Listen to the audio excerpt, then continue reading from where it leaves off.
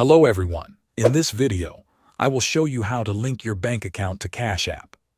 First, open the Cash App on your phone and make sure you are signed into your account.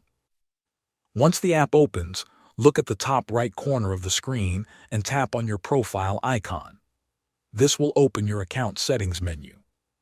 Now scroll down through the list of options until you find Linked Banks. Tap on it to continue. On the next screen, you will see the option called Link Bank. Tap on Link Bank to start connecting your bank account to Cash App. Cash App gives you two ways to connect your bank account. The first option is the Instant Connection method. Cash App uses a secure service called Plaid to safely connect your bank account. You will see a list of banks on the screen. Simply choose your bank from the list. After that, enter your online banking username and password. Once your login details are confirmed, your bank account should connect automatically. If your bank is not listed, you can use the manual method instead.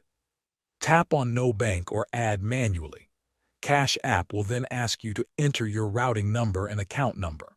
You can usually find these numbers on a personal check, inside your bank's mobile app, or by contacting your bank directly.